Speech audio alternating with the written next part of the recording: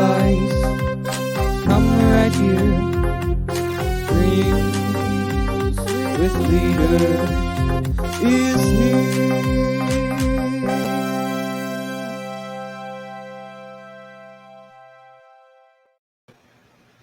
Hello! All the sunglasses are back. I'm so excited. Yeah, found them. I'm doing good. I found my $6 sunglasses, so I'm doing great. How are you doing? I'm doing really good. I can't keep track of sunglasses if they're $6 or $600, so I never spend more than $6 anymore. Walmart. It's way to go. A fancy Walmart by your house. You know how many times we've talked about that fancy Walmart? I think that they should do a sponsorship. And speaking of sponsorships, Bill Brandmeier, Airwaves, Courtney Thomas of Newhouse Women's Domestic Violence Shelter, Thela Sherry, Velocity, Jennifer Dehan, and Matt Moreland of Risk Strategies, aka Thomas McGee. They are the 5 most connected people in Kansas City that were able to list the majority of guests on the show at Drinks with Leaders. So we wanted to say thank you for being really good friends, and we really encourage people to utilize their business and services because they're always looking to help others in Kansas City. Yes, keep an eye on both of our LinkedIns and on our page, our Drinks with Leaders page, because we're always running fun contests. So you could be a sponsor like this too. Or if you just want to do an actual sponsorship, reach out to us. We need to remind everybody, go ahead and text us Drinks with Leaders, text to 913-298-8790. That's actually my number, and I'll send you reminders when we're about to go live. We've got quite a few people that have texted in, so they all get to not miss any of our fun guests that we have on every week. If someone wants to buy Fireball shots at Kelly's, are they allowed to be a sponsor? Yes, and they also can text us, so we have their number, and we can tell them when we're going to be at Kelly's. Cool. I like it. I think it's, that helps. I do have a caveat to that, though. If they're going to buy us Fireball shots, they're also going to have to buy me a ride home because I'm kind of a lightweight these days. Okay. Yeah. I guess COVID, I think we all are. Well, I don't know if we all are because I think that actually people have been drinking more. Yeah. I don't know the research on it, but I'm sure it's a bag of mixed signals. But I do have the music ready this time. So are you ready? I am. So you're music and I'm doing the intros, right? That's right. All right, so let's get ready. So first of all, thank you to our sponsors. We're going to switch over here so we can see everybody's faces, which is going to be really first. Okay, get your music queued up and go. So our very first guest, I met last year and I've been obsessing over. He has done a TED Talk. You can go watch that. And he is the founder of A Little Motivation. And that is Mr. Alan Little. Hello, how's it going? Hi, Alan. All right. The next one is actually one of our best friends. And I can't believe it's taken him this long to make time for us. But we'll let it slide this time. The one and only Mr. Luke Quaid. What's up? Hi, Luke. Hello. How's it going? It's going really good, except for our next guest is going to make us be on our best behavior because I just feel like you need to be a good behavior when you bring a father on. So Father Justin Mathews. Hello. There you go. Executive Director for Reconciliation Services. So awesome. Yeah, I can hear the music now. And last but definitely not least, and we're going by, if you want to find him on LinkedIn, you've got to look for Richard. But if you want to talk to him today, Mr. Rick Winston. I like it. So, all right. Hold on real quick before you start. Let us know if you are here and start asking questions. Miss Sheila is watching us. If you do watch this live, let us know you're watching it live. And if you watch the replay, let us know your team replay. Go ahead, Scott. One of the best M&A attorneys in town, Sheila Sack. So, Alan, we're going to start with you.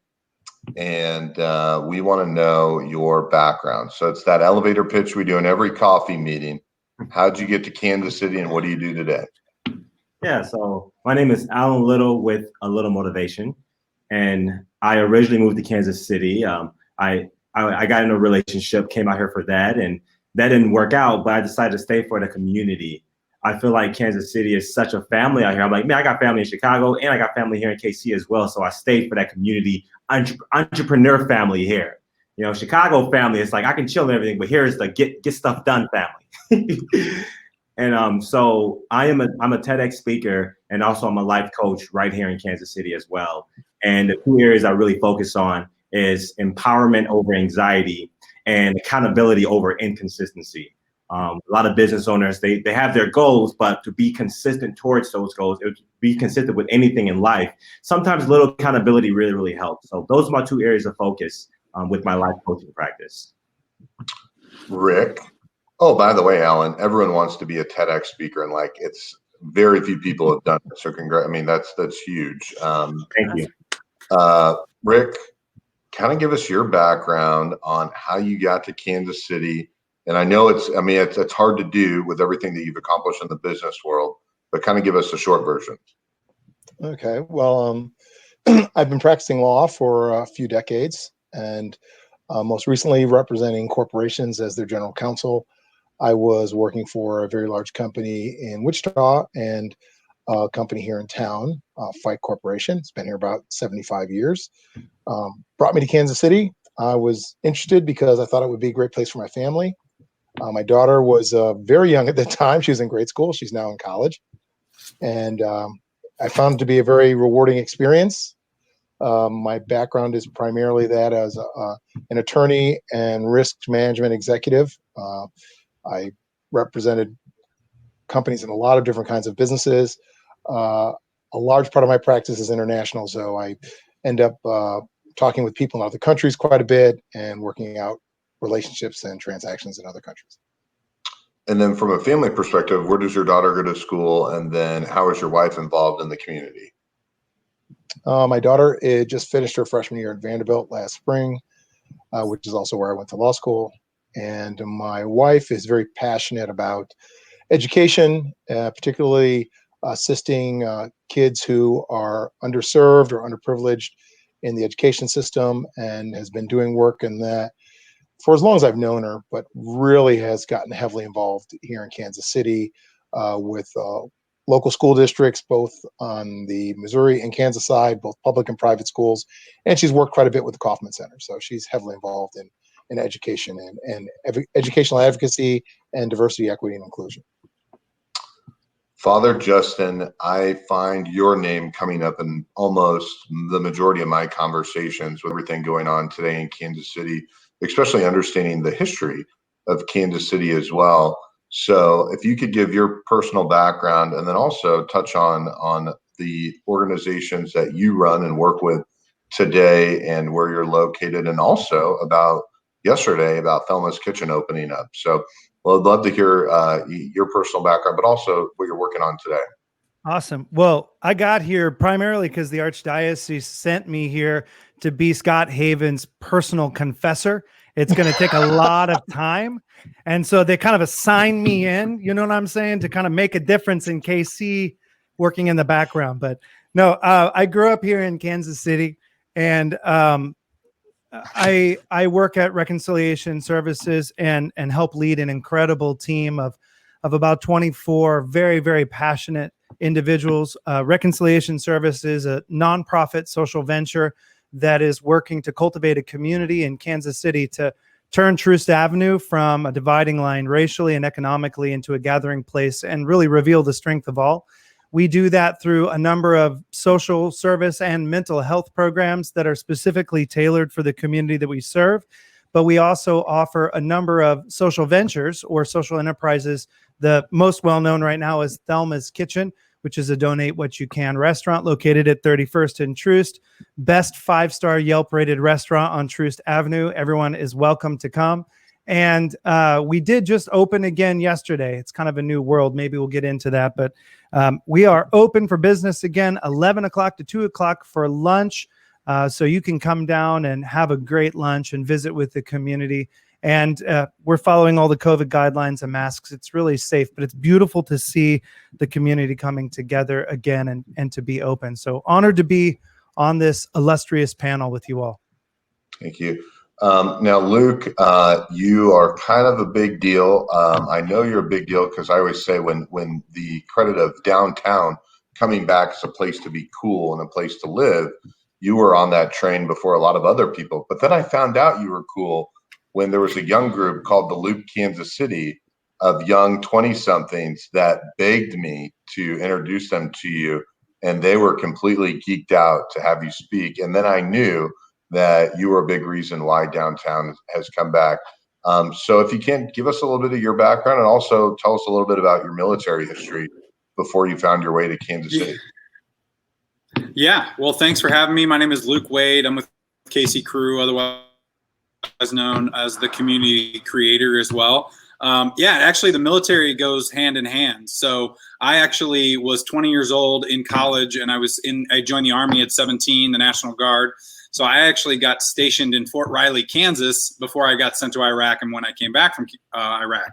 So my brother actually met someone here and ended up in Kansas City after we came back from Iraq. So I moved to Kansas City to be closer to my brother. And yeah, like you said, when I got to Kansas City, downtown everybody's talking about how cool it was. Power and Light had opened, Sprint Center was here, but there was really nothing going on downtown for young professionals. I was driving out, 30 minutes to play sand volleyball, 30 minutes to play softball. And so I really just rented a softball field, told some friends, and had 1,000 people sign up the first year. Kept my full-time job. I'm actually a web developer, tech nerd at heart for 3 years as it grew. And then by the end of the third year, we had 3,000 people playing different sports all over downtown. And now 9 years later, we've had over 70,000 participants in our leagues and events in Kansas City alone. So it's been pretty crazy. And now, as Aaron made me put on this jacket, I'm now a virtual, basically, show host. In March, when everything got shut down, we pivoted and started offering virtual experiences such as bingo, trivia, murder mystery parties. We help others host and run virtual events, and with the engagement experience that people are lacking while they're sitting at home. So we really focus on that. Little fun things like a jacket and a chalkboard go a long way for people when they visually and audio, when they want to engage and interact. So thanks again for having me. This is an amazing panel. I also tell people that I'm friends with Luke Wade just to get cool points. And one of the things I've also been learning from Luke is him and his wife. Actually, they work together and they do some amazing stuff. I just wanted to jump in real quick, say hi to Dan, remind people to let us know you're here and start asking your questions. Texting me doesn't get your questions answered. I've gotten 2 texts with questions. Put them on here so we can ask them. And I don't think we can go on without telling Alan, this is actually not a dating show. I noticed at the beginning you said, I worked here and I didn't work out. So you threw that in there, and then he went all on family. But I mean, 4 years ago.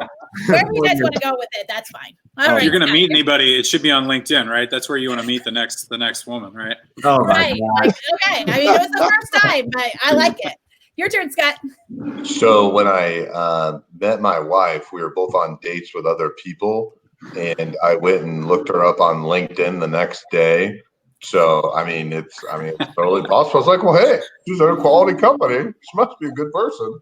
I mean, I thought it was great, Alan. You said I moved here, but it did not work out on the business, right? Yeah. It was like you're a TEDx speaker or something.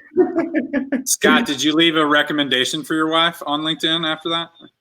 No, but that's probably why the next time I asked her out, she said she was washing her hair, and then she had I didn't know that women had hair appointments that late at night. And I was like, I turned to my buddy who I was living with and I said, have you ever gotten rejected by someone that said they had a hair appointment on a Wednesday at 8 o'clock at night? And he goes, no, man, you got to lose some weight. Wow. I go, you're right. I'll cool. Yeah. So, Alan, talking about your success that you've had here locally, what is something for your organization, kind of almost as a little bit of a, I'm kind of pushing you to do a sales pitch.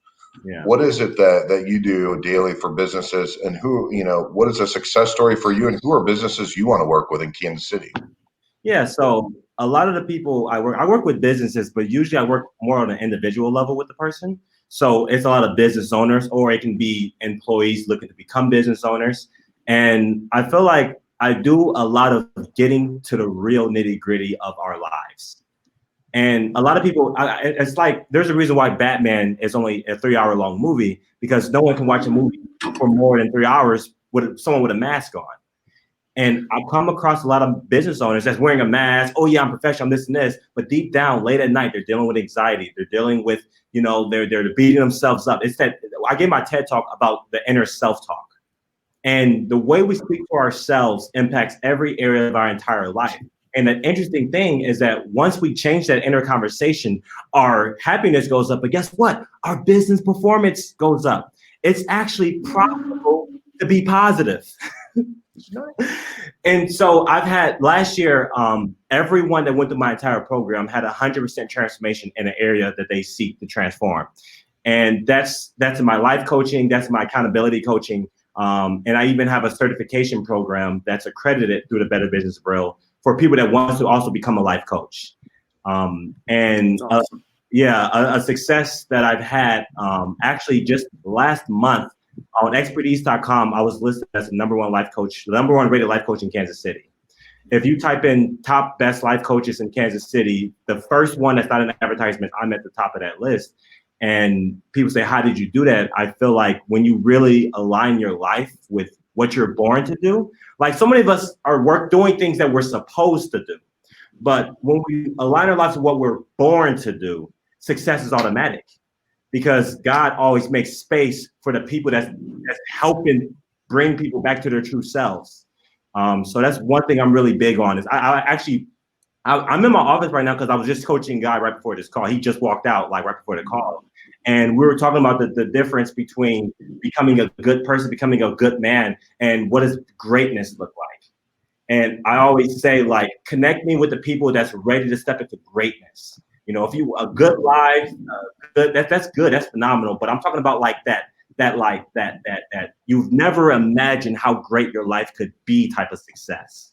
Like the type of success where people read your story, and if someone doesn't want to write a biography about you, you didn't really live it all.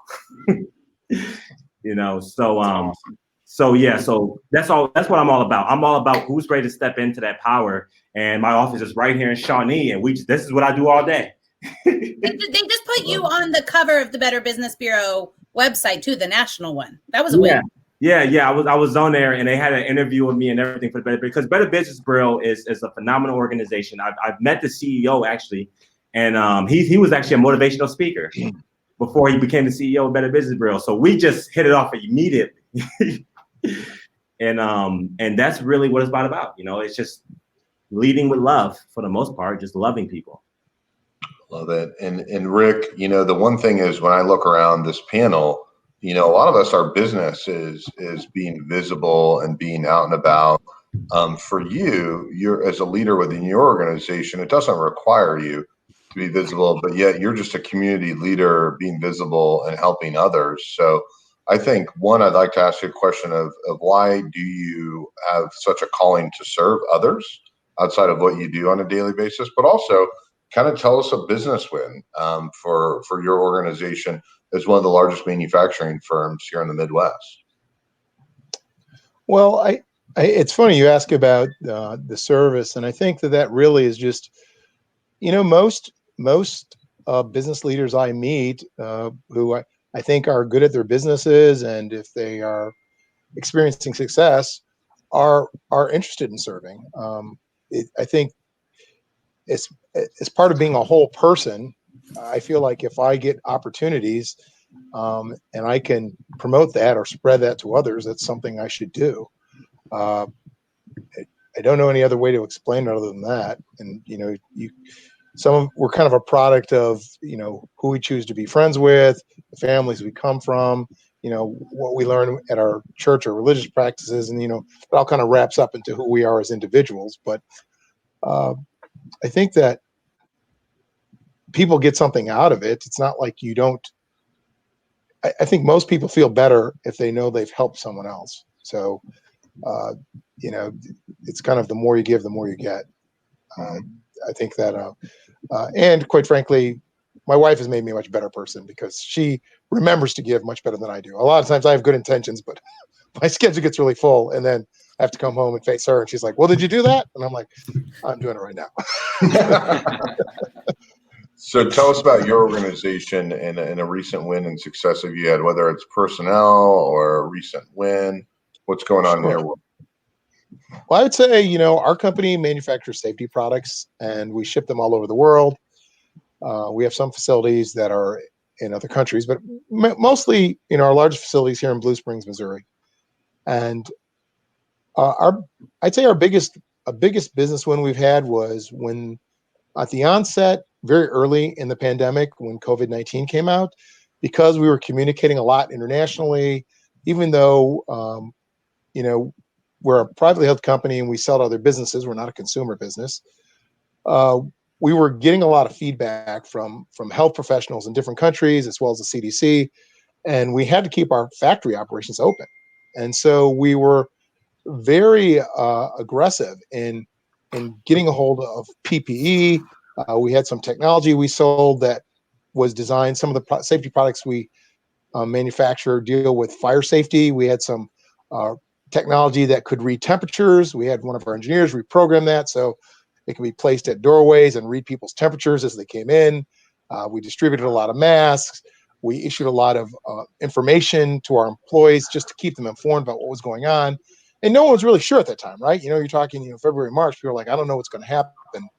And it gave them the comfort to keep coming to work because we were an essential business. We have a lot of government contracts. We had a lot of letters from government agencies saying you have to stay open. And people in our operations, they want to be safe for their families. They want to be precautious. And I think it took a couple of weeks to get up and running. It was like changing day by day, but it ended up being very smooth. We had all the people who were working kind of in processes or procedures that didn't require them to be on campus work remotely. And all the folks who were involved in our main manufacturing who had to be there to use the machines, the shop, supplies, whatever you come in. So it was a very, it worked out very smoothly, much more smoothly than anybody had anticipated. I mean, everybody was worried whether the business would be able to keep going. Would people be able to make it to work? Would they feel safe about going home to their families? And would they be comfortable kind of being very forthright to management and say, hey, if you don't feel well, don't come to work. And I think everybody was kind of looking out for their coworkers like teammates. And our operation ran smoothly for the entire time. In fact, at the end of 3 months, we learned so many things that we'll do differently going forward that we didn't know we could do. So many processes were conducted efficiently with fewer people on site and with people who were on site managing themselves more than they had to in the past because, there wasn't as many people around. You had to be very self-sufficient. So I know that seems like kind of a long explanation and not very succinct, but it really had a huge impact. We have several hundred people working on our campus, and there was a lot of challenges, and I felt like a lot of people stepped up and really looked out for their coworkers and looked out for the community. No, absolutely. And I mean, that's a very holistic answer that covers kind of the basis of the organization at its entirety. Father Justin, for you, what are some recent wins for what you're doing? And then also, if you feel comfortable, what are some struggles that the people you serve are having so we all can be a little bit more educated on things that maybe some of us aren't realizing going on in our community? Yeah, if it's okay, I'll take those in reverse order because I try to always follow people, places, things. So, in terms of the folks, we serve about 5,000 individuals a year outside of Thelma's Kitchen. And people don't realize how much people are struggling here in the community. And I think that with the Black Lives Matter protests, with the murder of George Floyd, the need for racial reconciliation and the need for some kind of an alternative way forward together is top of mind. But people are really grasping at straws as to where we go, what we do. There's a lot of statements and maybe not as much operationalizing of those priorities. And so the folks that we serve are 99% living below the federal poverty line. So imagine you're a family of four and you've got $24,000, $25,000 a year to live on. You're a renter and you're renting substandard housing. The utilities are, through the roof, and, the problems go on and on. But the thing is that the folks that we serve are so resilient. They are so strong. And it's just a matter of revealing that strength that's waiting to be revealed, that's hidden inside of everybody. And so we work a lot with the issues of trying to help people to find the ingredients of good mental health, because everybody who we serve, I would say, again, like 99%, has some exposure to violence or trauma in their lives. And frankly, most of us do. And it comes in different forms and fashions for all of us. But the folks that we're serving who live, let's say in the 10 zip codes directly east of 31st and Troost, make up the majority of the folks that we serve. I mean, they have grown up. And in fact, I raised my kids on 36th and Forest. My kids, and they grew up around gunfire. It was like a war zone, and it still is. You look in the news right now, and the level of PTSD, the level of trauma that's in not only in individuals' lives, but community trauma, as we talk about with systemic racism and the other things that we see now that are finally being highlighted at a larger level, hopefully in a sustainable way. Those are the issues that we're working on, but we're working on them one heart at a time. You know, change happens at the intersection of people, policy, and place. So we're not working on the policy. We're really working with people in place. So everything we're doing is like radically contextualized in Kansas City. But what we're doing with individuals here, we hope is a model for what other countries, other cities could do. The way that we're approaching racial and economic reconciliation, the way that we're approaching it through social venturing, sustainable programming. Those are things that we're interested in advancing and modeling. The people that we're serving have really, it's been an interesting reaction. On the one hand, you've got folks struggling more than ever because they're out of work. They are, many of them were unsheltered to begin with, and there's a real tightening of the noose around folks and their ability to survive and succeed. It's getting harder. But at the same time, paradoxically, I have neighbors who I'll sit and have lunch with in Thelma's kitchen who tell me, you know, Father Justin, this is like same old, same old. You know, I'm always in survival mode. I don't want to be, but this survival mode is not a lot different than any other survival mode, and it hasn't affected me. So I think people are feeling both things. And what we need to do is to come together as a community. And we need to, like it says, not to get scriptural with you, but I am wearing the collar here, and y'all don't have to be on good behavior. It's okay. You just do what you do. But the thing is what'd you say? The thing is that Jeremiah says that we have to learn to extract the precious from the worthless. Look, when we look into our history as a country, into our history as individuals and families, we see a lot of worthless. And that is especially being brought forward now. But also we have to learn to see the precious, because there are a lot of things that are really precious within our country and within each other. And the reality is we need each other right now more than ever. The only way we're making it out of this, the only way we're going to address systemic racism, the way that we're going to address community violence in Kansas City, entrepreneurial minority ecosystem and small business, you name it, is by working together. And right now, there's so much left and so much right that it's difficult to kind of keep your hope. But I believe that the kind of work that we can uniquely accomplish in Kansas City would be to model working together and extracting that precious from the worthless. So I don't know what question you asked me anymore. The next question is a lot of people don't understand the amount of people that you serve, which you explained, but also as a great entrepreneur, you are pioneering businesses that are generating revenue. So kind of tell us a recent win from the organizational revenue standpoint for what you're doing. Yeah. So I'm kind of an odd priest. I got waitlisted at Vanderbilt, which is why I didn't go to law school there, because I got into 7 law schools, and Vandy was like my top choice because I was a wannabe musician in Nashville back in the 90s, kind of a has-been who never was. And I was like, I laid this like fleece out. I'm like, Lord, if I don't get into Vandy, I'm not meant to be. And I got waitlisted, and I'm like, that's it. I'm not going, you know? And I ended up doing something else. So I'm just super jealous of my guest over here who actually made it in. But look, this is the paradoxical thing, and I hope this comes off the right way. Entrepreneurs are built for this season. And the companies that are going to survive and succeed, the nonprofits, the leaders, the community members who are going to really come out of this on the opposite side in a good place, are actually the ones who recognize, not to quote, tired Napoleon Hill, but like within every adversity is the seed of opportunity. And right now, those people who are entrepreneurs are looking around and going, awesome, the barriers of entry are super high. Time for me to move. And I love the fact that things are a challenge right now for me, because look, our finances are difficult. We're a nonprofit. We struggle because we're trying to put together a blended cash stack. If you think about it, like, we've got public sources, county sources, individual donors. And what we're trying to do is add in that entrepreneurial revenue so that we can become less dependent on that starvation cycle of grant writing. And we're succeeding with that. So a couple of examples, one that launched is Thelma's Kitchen. We're very grateful to the Health Forward Foundation and others who helped us to launch that initiative.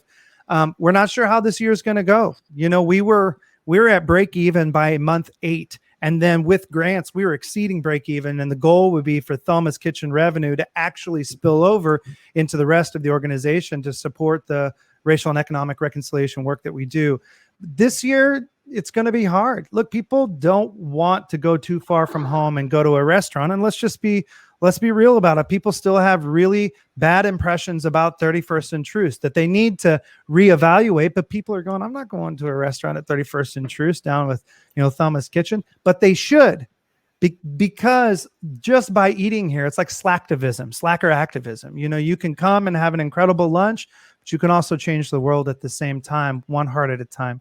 So I'm excited about the possibility for figuring out how Thelma's is going to reopen, and kind of get sustainable again.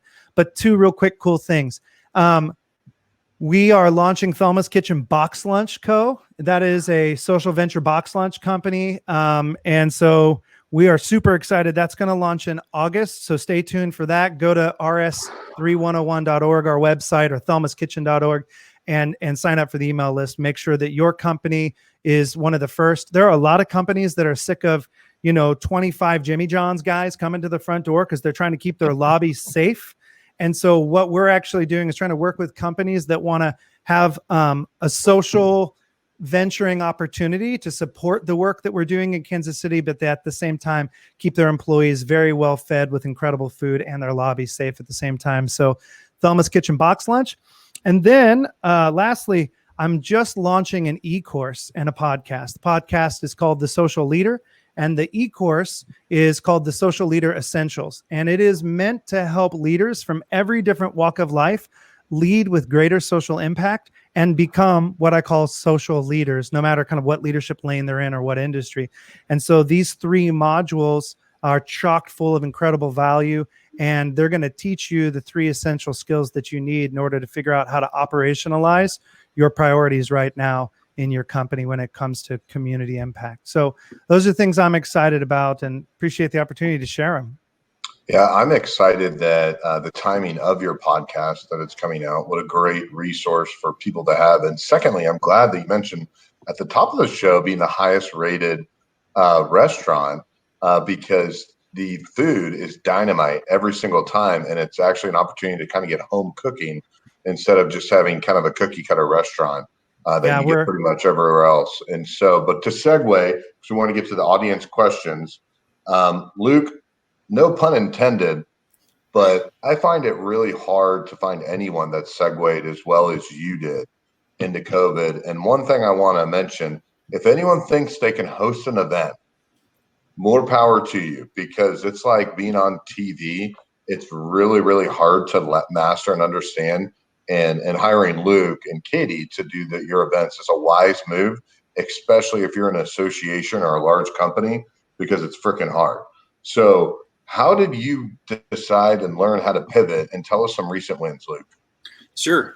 Thank you. Well, I think I'm going to need a little motivation from Alan because it's really hard to follow everything that the father's doing. So congratulations on everything you just said is unbelievable. And thank you for everything you're doing in Kansas City. That's amazing.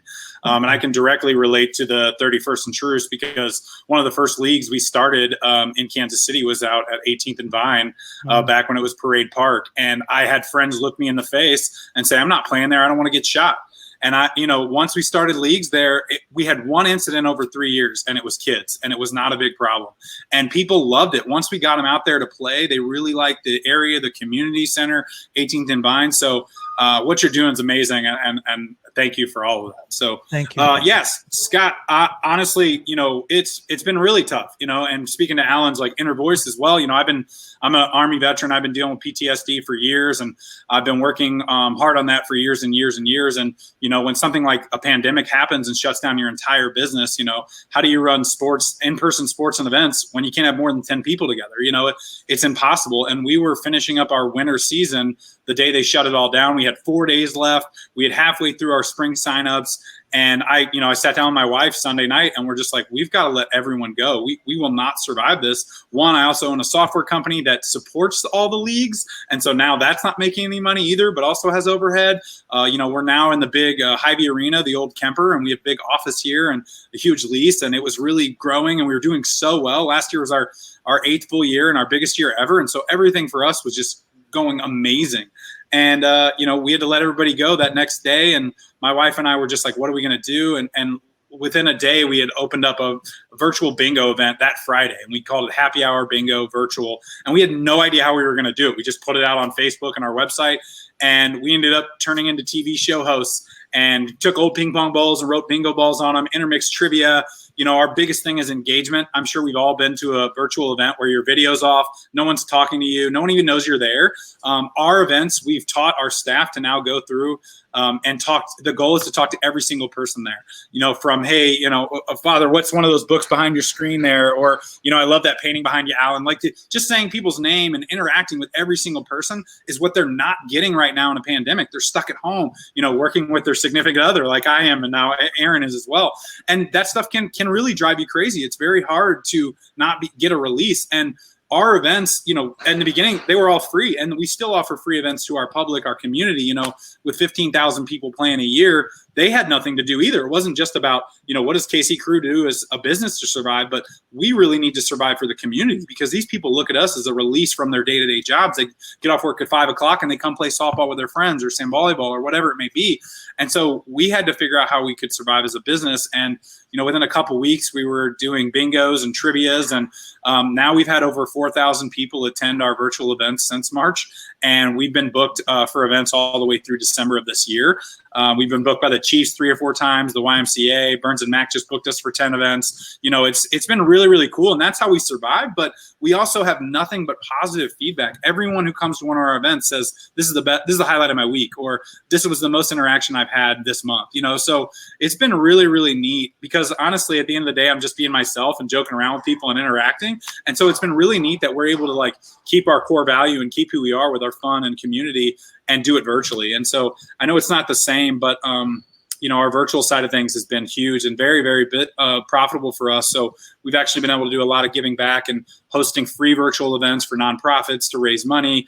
We did the KU Music Camp for 2,000 students a couple weeks ago, which was really cool. Back-to-back 4-hour bingos, which is not fun, but they loved it and had a good time. And I realized that kids are just as obnoxious virtually as they are in person. So that's good. But yeah, our recent win, to be honest, is the fact that the virtual stuff has been amazing, but we were able to work with the mayor of Kansas City, the Kansas City, Missouri Parks and Rec, Overland Park Parks and Rec, and Wyandotte Parks and Rec to launch our summer leagues about 2 weeks ago. So we went through this entire process to create procedures, social distancing, sanitation for every single sport that we run. We haven't been able to bring them all back, but we had about 2,000 people start playing 2 weeks ago, and we're 3 weeks in, and we've got nothing but positive feedback. People saying, I had no idea you could sanitize everything at softball, and neither did we. But we worked with a lot of entities around Kansas City to get our people back and playing again. Nowhere near the 4,000 we normally have this season, but 2,000 will take it, and I'm sure the people playing really, really appreciate it as well. So You also brought staff back pretty quickly. You said you laid them off, but you left that part out. You brought them back real quick. Yeah, we were lucky to bring them back. The virtual stuff just became so big, and then I was getting burnt out by hosting 2 or 3 bingos a day, and I just and as engaging as we are, it really is hard to stay on the entire time and talking to everybody. And we've had events with 200 people on, and I'm trying to chat with them and communicate, and so it gets really mentally tough.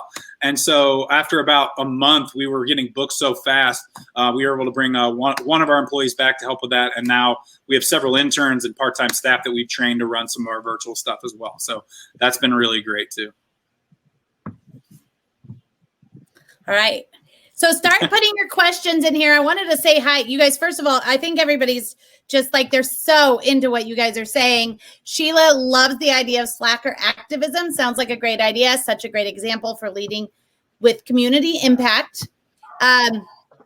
Jonathan Lee says, entrepreneurs rise up. And then they've got the privacy settings on, but somebody said Thelma's Kitchen is amazing. So that's another 5-star review right there for you.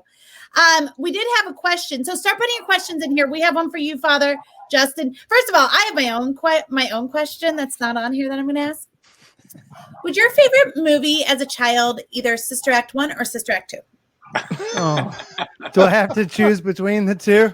Everyone knows it was 2. Okay. We'll take it. 2. I've only been thinking that since you said Archdiocese. That's my whole reference. Great movie. I mean, Lauryn Hill was in it. Come on. Yeah. All right, here we go. We got a question for you. What are your specific things that individuals in professional service roles can do to help build opportunity and jobs in your area? Great question. So the first thing is that a lot of people, not unlike what Luke is saying, folks are urging, they want to come back. There's a note of urgency. They want to be together. They want to have community together.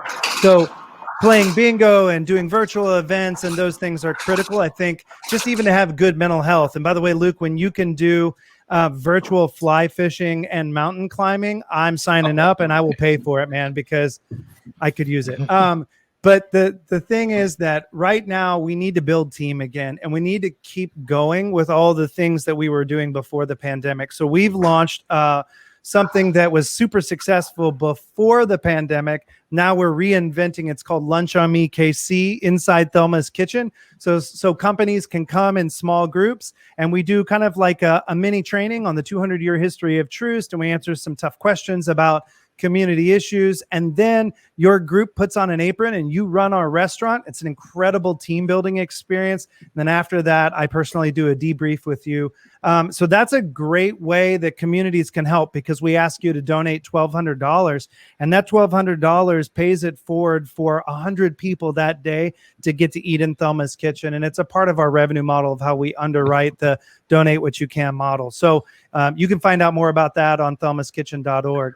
The second thing is, I think you were asking about building opportunities for jobs in your area. The number one thing that I would encourage people to do is to not assume that somebody who appears to have the perception of a weakness actually is bound by that weakness. A lot of times just the default of our culture is to look at somebody and say, oh, they have diverse abilities or physical challenges, or they have a mental health history. Look, those things are not detractors. They are strengths. It's all about how you look at it. I'll give a great example briefly.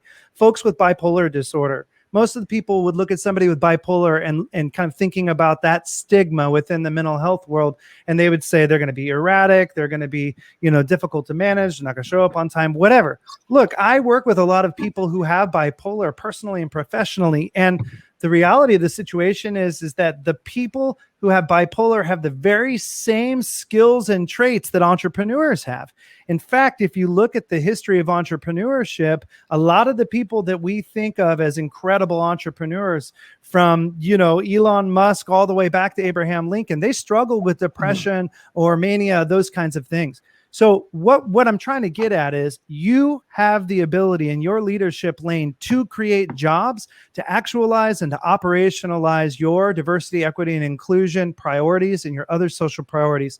But the key is to, number one, think with that social entrepreneurial mindset. How can I create return on investment for my company while at the same time create a social return on investment? How do I integrate those two things together? And then secondly, don't be afraid to look at diverse and high demand workforce development opportunities that other people aren't looking at. And the key is not to see that socioeconomic challenge, that transportation challenge, that mental health challenge. Don't look at those things as weaknesses, but rather see the hidden strength and figure out the way that can be leveraged within your company to expand the creativity and the positivity of your culture. And I just know time and again, that creates better ROI, better employee engagement, better sustainability. So I don't know if that's exactly what you wanted me to talk about, but that's what I would say, because every single CEO and every single hiring manager in this city right now, we all need to do our part to become social leaders so we can see all ships rise together. I love that you say that. I'm going to tell you, I turned 40 this year, and I used to be a big runner, and I've kind of convinced myself, because I've gained a lot of weight and stuff, I can't run anymore. I mean, I tried it a couple of times. It was real hard. And over the past few weeks, 3 or 4 times, there's a woman running in my neighborhood who does not have a leg, and she's killing it. Like, running like fast, guys, like 7-minute. And I feel like she keeps running by me as a sign of like, listen, Aaron, you need to get your life together. But I love, because that's nothing I would have assumed, right? That I needed to see it though. So if you happen to be that woman, please reach out to me. I want to be your friend. But to your thing, it's always, we find ourselves assuming whether we like to or not. So thank you that's where my mind went. I'm one of those entrepreneurs. That's all over. Alan, sounds like you need a life coach for working on your running. I'm going straight to him right now.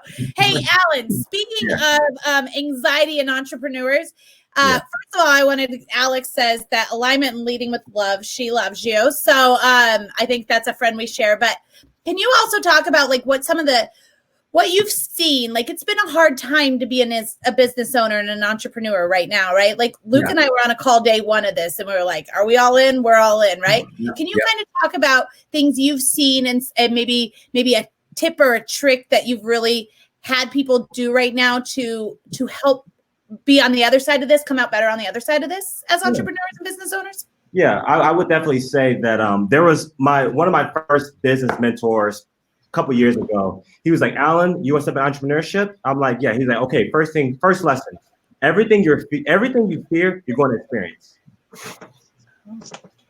Everything you fear, you're going to experience it. Now, the key is to know if you fear it enough, you're going to experience it. How are you going to respond accordingly? So a lot of people I come to, they have this they have this, no, everything's in shambles. They've completely tied their identity to their business.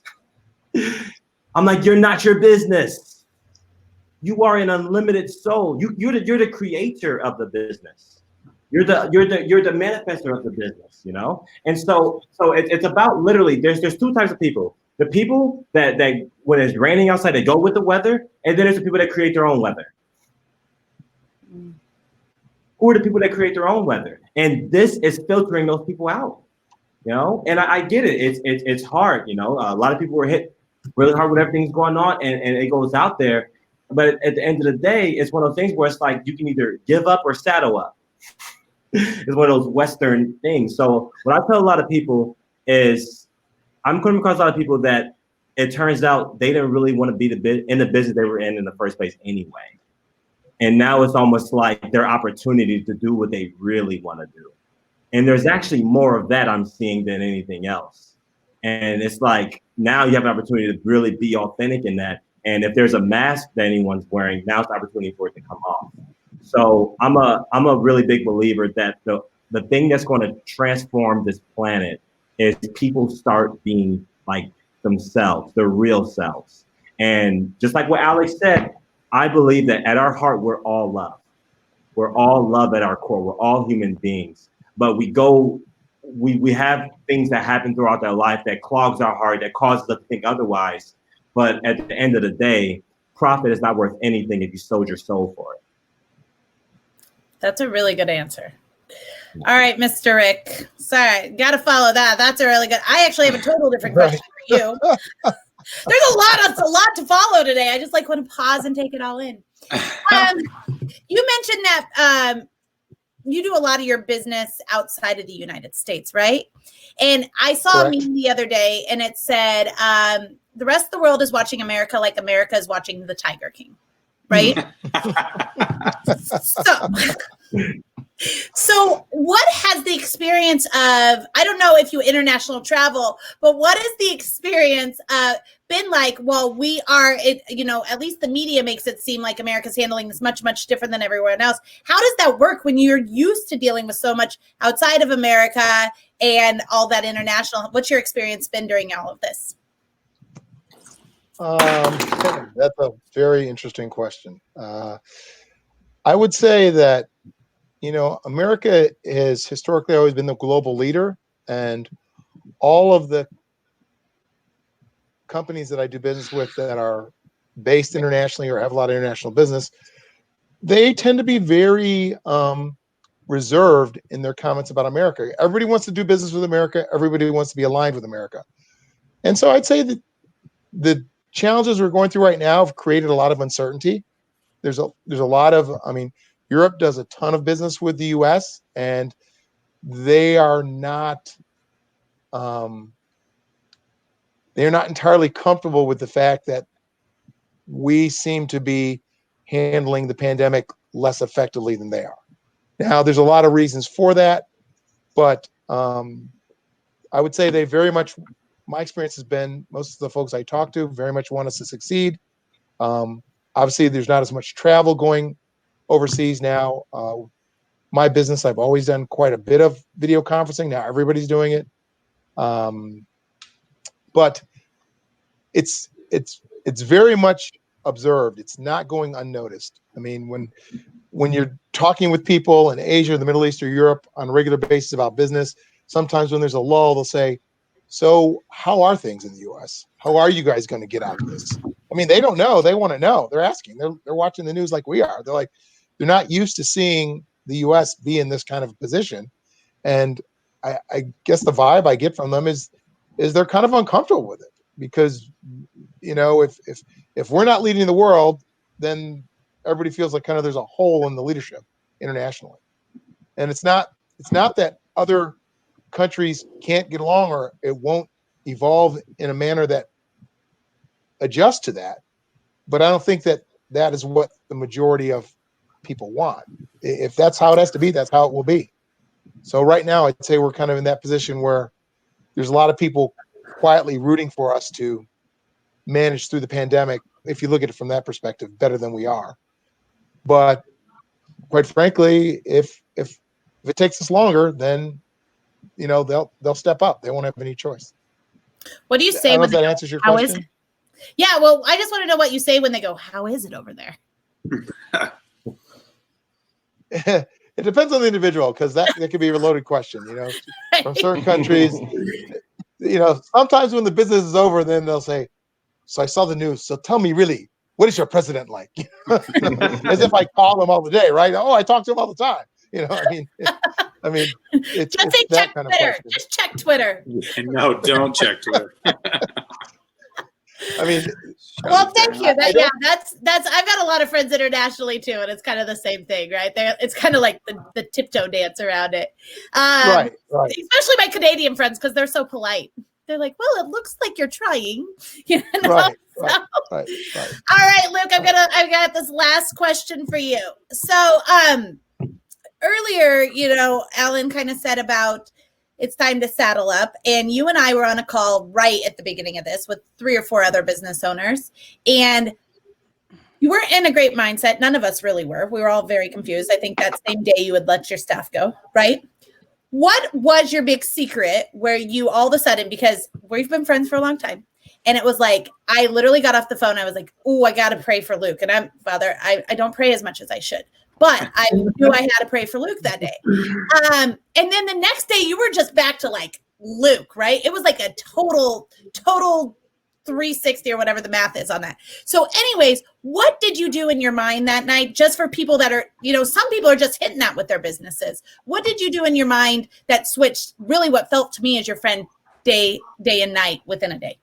Sure. I mean, I don't think it happened just like everybody's always like, oh, he's an overnight success, you know, 10 years overnight, right? I don't think it happened overnight, but I think, you know, with everything going on, a lot of times when I look like I'm struggling or going through things, I am, but I'm also internally in my head trying to figure it out. Like it comes out. I don't hide things very well. I get kind of emotional and things like that. I'm very passionate. So that comes out. So I was just trying to figure out and navigate like what to even do. One with my business, you know, COVID, Black Lives Matter. I mean, all these things just felt like they were weighing on me personally. I just felt like I've got this business, I've got employees, I've got people that depend on Casey Crew. I've got friends, you know, that I've cared about for decades upon decades, hurting very deeply with Black Lives Matter. I mean, just everything going on felt like it was crushing me.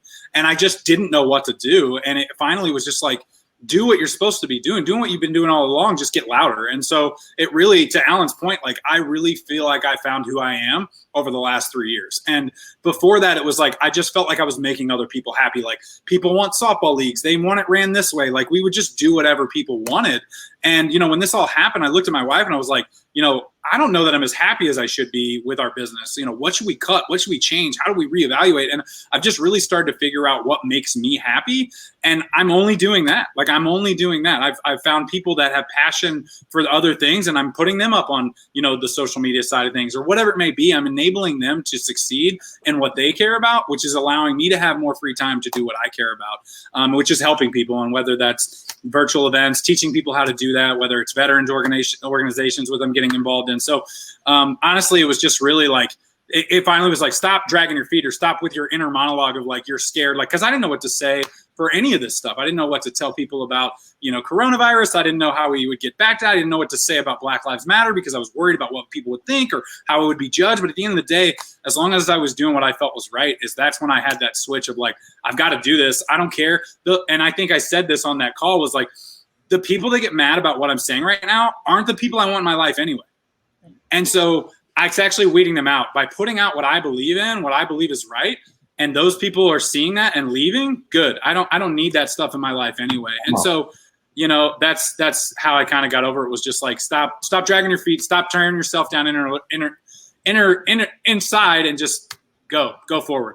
So I think today we've learned that we got to stop listening to our inner voice and we got to start helping other people. Would you guys say that? This has been an awesome show. I want to thank everybody for coming on here so much. Is everybody cool if we tag you and people can connect with you on LinkedIn if they want to? If they want to come visit Thelma's Kitchen, they want to join Casey Crew, they want to come get safety equipment, they want to get some motivation, Alan.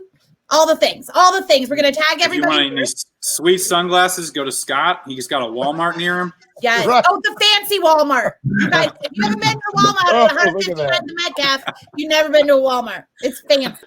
Yeah. I live by the Row Avenue Walmart, so I drive there sometimes. Just Ooh, I go there. That's the closest Walmart to me. Yeah. If you want to never miss one of these shows, make sure you text Drink with Leaders 913-298-8790. If you're having a hard time finding one of our guests on social, you can text that and we will help you.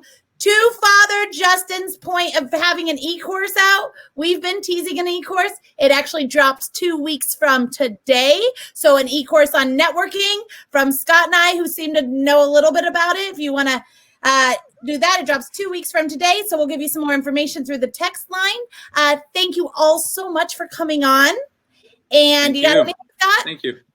Thank you. No, this is just it's rare to have 4 just very strong panelists, and so I just am very humbled today to be around a bunch of leaders that are making change in the community. So if anything, I think we just everyone should just follow everyone on this panel and take your example. And thank you to our free sponsors. So make sure you watch our thing. So, all right. Thank you guys so much. And we'll see you at Thelma's Kitchen. Bye, guys. Thanks so much. Yes. Bye-bye.